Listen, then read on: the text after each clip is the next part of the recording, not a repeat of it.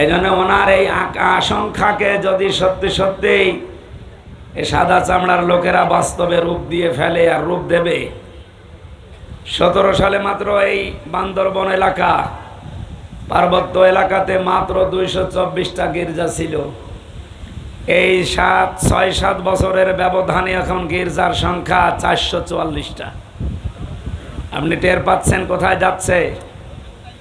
খ্রিস্টান মিশনারি এবং কাদিয়ানীদের এই নীরব আন্দোলনের মাধ্যমে হাজার হাজার মুসলমানেরা, ওদিকে মায়ানমারের কিছু অংশ, যেহেতু ওই লাইনটা পার্বত্য চট্টগ্রাম একটা টার্নিং পয়েন্ট, গুরুত্বপূর্ণ কৌশলগত স্থান এটা, এবং শক্ত মজবুত কোনো রক্ষী না থাকার কারণে ওখানে একটা ভেজাল তৈরি করা সহজ। পাহাড়ি এলাকা এবং সাগর এলাকা হওয়ার কারণে মায়ানমার যেহেতু অত উন্নত না, বাংলাদেশ আমরা অত উন্নত না, এই দুই দেশটা থেকে কিছু কিছু জায়গা নিয়ে ওরা যদি একটা গণভোটের মাধ্যমে স্বাধীন খ্রিস্টান রাষ্ট্র ঘোষণা করে ওখানে এয়ারবেস যেহেতু বানানোর চেষ্টায় আছে, কাকে মারবেন আপনি এয়ারবেস তৈরি করে? তার মানে এখানে গোপন কোনো ষড়যন্ত্র হচ্ছে। এই সব নিয়ে আমাদের মাথা খারাপ হয়ে যায়। ওরা যদি সত্যি সত্যি প্রধানমন্ত্রীর এই আকাঙ্ক্ষা বা আশঙ্কা যেটা, এটা যদি সত্যে পরিণত করতে পারে, আর করবে তার প্রমাণ পূর্ব তৈমুরার দক্ষিণ সুদান, কিছুদিন আগের কথা। ওরা এইভাবে করেই কাজ করে। গণভোট দিয়ে 228টা রাষ্ট্র পৃথিবীতে, এখন আমরা মাত্র 57টা। কয়টা? আমরা মুসলিম রাষ্ট্র তামাম দুনিয়া মিলে মাত্র 57টা, আর বাকিগুলো সব ওই লাইনের। মনে করছেন না সব তো খ্রিস্টান না, হিন্দু আছে, বৌদ্ধ আছে, ইহুদি আছে, মাজুসি আছে, কে বলেছে? ও সবই এক। আল্লাহ তাআলা জানিয়েছেন, ইয়া আইয়ুহাল্লাযীনা আমানু লা তাত্তাখিযুল ইয়াহুদা ওয়ান নাসারা আউলিয়া বা'দুহুম আউলিয়াউ বা'দ। ঈমানদারেরা কখনো ইহুদি খ্রিস্টানদেরকে বন্ধুরূপে গ্রহণ করবা না, কারণ এরা একে অপরের বন্ধু। তার মানে 200 কোটি মুসলমান বাদ দিলে 650 কোটির উপরে মানুষ এখনো থাকে। ওরা বাকি জাতিতে যাই হোক সব কিন্তু রসুনের পেছনের মতো এক। মুসলমান টাইট করার জন্য সব এক। স্থান কাল পাত্র ভেদে কথা বলা দরকার। আজ বাস্তবে বিশেষ করে বাংলাদেশে আমরা নামধারী মুসলমানেরা টুপি মাথায় যারা দেয়, এই মানুষগুলো যা আরম্ভ করেছি, গভীর কিছু বিষয়ের বাস্তবতা এখনো আমরা জানি না। গতকাল প্রধানমন্ত্রী 14 দলের সাথে বৈঠকে যে কথাগুলো বলেছিলেন সর্বশেষ, আপনি তো এখনো তার কথার আকার ইঙ্গিত, তার আকাঙ্ক্ষা যেটা, এটা এখনো বোঝেননি। উনি কালকে জানিয়েছিল পার্বত্য চট্টগ্রামের কয়েকটা জেলা এবং মায়ানমারের কিছু অংশ নিয়ে সাদা চামড়ার কিছু মানুষেরা নীরব আন্দোলন চালিয়ে যাচ্ছে। ইন্দোনেশিয়ার পূর্ব তৈমুর এবং দক্ষিণ সুদানের মতো তারা স্বাধীন খ্রিস্টান রাষ্ট্র ঘোষণা দেবে। এই জন্যে তারা এয়ারবেস তৈরি করছে। আর আমরা আছি নবী জন্মের পর থেকে নবী ছিলেন না, তিনি দুনিয়া তৈরি হওয়ার আগ থেকে নবী ছিলেন না, 40 বছরে নবী ছিলেন? আরে ভাই, এটা কি মরণের পরের কোনো সাবজেক্ট? বলেন। উল্টা পাল্টা জিনিসকে আপনি ইস্যু বানিয়ে আজ মানুষের ভেতরে যেটা আরম্ভ করেছেন,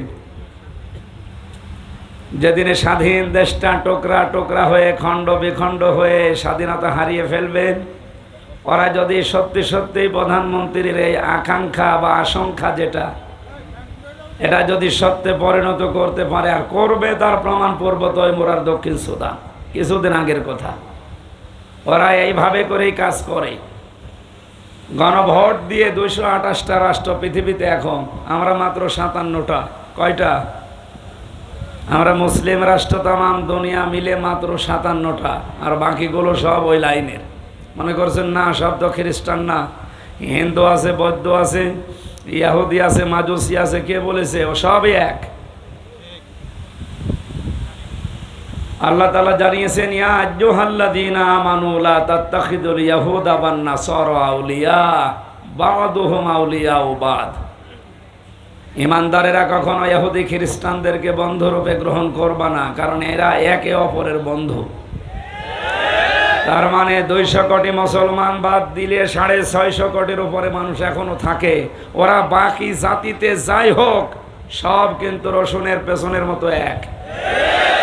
মুসলমান টাইট করার জন্য সব এক। এই জন্য ওনার এই আশঙ্কাকে যদি সত্যি সত্যিই এই সাদা চামড়ার লোকেরা বাস্তবে রূপ দিয়ে ফেলে আর রূপ দেবে। 17 সালে মাত্র এই বান্দরবন এলাকা পার্বত্য এলাকাতে মাত্র 224টা গির্জা ছিল। এই 6-7 বছরের ব্যবধানে এখন গির্জার সংখ্যা 444টা। আপনি টের পাচ্ছেন কোথায় যাচ্ছে? খ্রিস্টান মিশনারি এবং কাদিয়ানীদের এই নীরব আন্দোলনের মাধ্যমে হাজার হাজার মুসলমানেরা, ওদিকে মায়ানমারের কিছু অংশ, যেহেতু ওই লাইনটা পার্বত্য চট্টগ্রাম একটা টার্নিং পয়েন্ট, গুরুত্বপূর্ণ কৌশলগত স্থান এটা, এবং শক্ত মজবুত কোনো রক্ষী না থাকার কারণে ওখানে একটা ভেজাল তৈরি করা সহজ। পাহাড়ি এলাকা এবং সাগর এলাকা হওয়ার কারণে মায়ানমার যেহেতু অত উন্নত না, বাংলাদেশ আমরা অত উন্নত না, এই দুই দেশটা থেকে কিছু কিছু জায়গা নিয়ে ওরা যদি একটা গণভোটের মাধ্যমে স্বাধীন খ্রিস্টান রাষ্ট্র ঘোষণা করে ওখানে এয়ারবেস যেহেতু বানানোর চেষ্টায় আছে, কাকে মারবেন আপনি এয়ারবেস তৈরি করে? তার মানে এখানে গোপন কোনো ষড়যন্ত্র হচ্ছে। এই সব নিয়ে আমাদের মাথা খারাপ হয়ে যায়। আর ও নবী কয় বছরে নবী হয়েছে এই নিয়ে আজ ফতোয়াবাজি করি অন্ধকার করে ফেলছে। তাহলে ওটা যদি মুসলমান থাকতো তার কথা মানতাম, ও তো কাফের হয়ে গেছে। সূরা আনআমের 50 নম্বর আয়াত, সূরা হুদের 31 নম্বর আয়াত। আমি দলিলগুলো লম্বা করে বলতে পারছি না, খুব তাড়াতাড়ি তাফসিরে যাব। এই দুইটা আয়াত অনুযায়ী এদেশে আজ হাজারো মানুষ এই কথা যারা বলে আল্লাহর ধন রাসূলুল্লাহকে দিয়ে আল্লাহ গায়েব হয়ে গেছে, বিশ্বাস করে কেউ যদি মন থেকে কথা বলে ও কাফের। কাফেরের জানাজা পড়া জায়েজ আছে? বলেন।